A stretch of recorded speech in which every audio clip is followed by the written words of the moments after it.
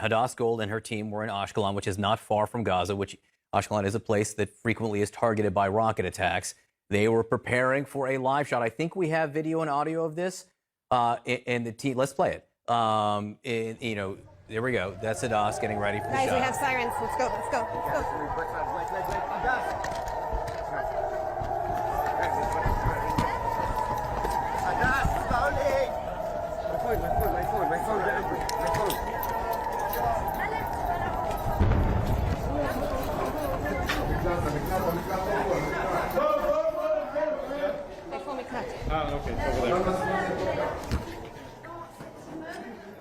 All right, that was moments ago in Israel. As you note that it is again with Hadass and her team running away there just to see it again. We have reestablished contact with Hadass. Hadass Gold joins us now. Hadass, give us a sense of how you are, the situation around you, and what is going on in general. So, John, we are currently sitting in a bomb shelter in the building that we were just outside of. And within the last, I would say, 10, 15, maybe 20 minutes, there have been at least 3 of those air raid sirens. And we are being told at least 40 rockets firing right above us. We are in the bomb shelter right now with residents of this building, as well as other media, and as well as some military spokespeople who were here as well. As you said, we were getting ready to do a live shot just outside a building that had been hit directly by a rocket earlier this morning, where there were several injuries, including one severely. But these last few minutes has been a clear escalation because these rockets are flying now north of us.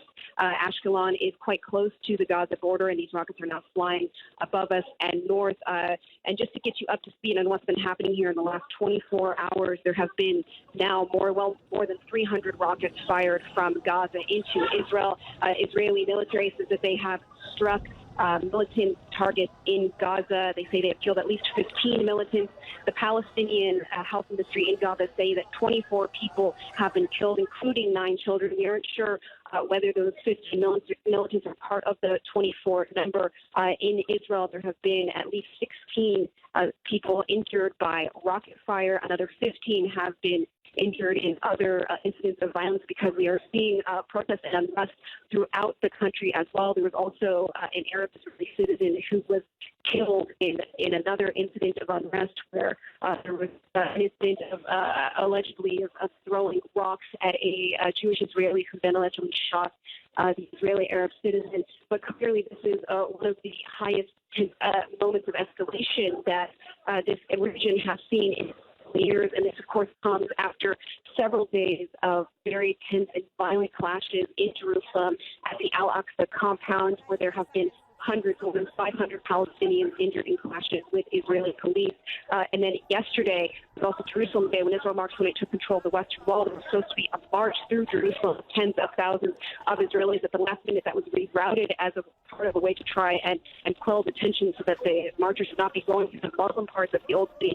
But then at 6 p.m., we heard air raid sirens in Jerusalem, which has not happened in several years, and the Israeli officials canceled that march. And throughout the evening, we have basically seen a barrage of rockets targeting Israel. The Israeli military is striking in Gaza as well. But clearly, this is an escalating situation that every minute is changing here, John.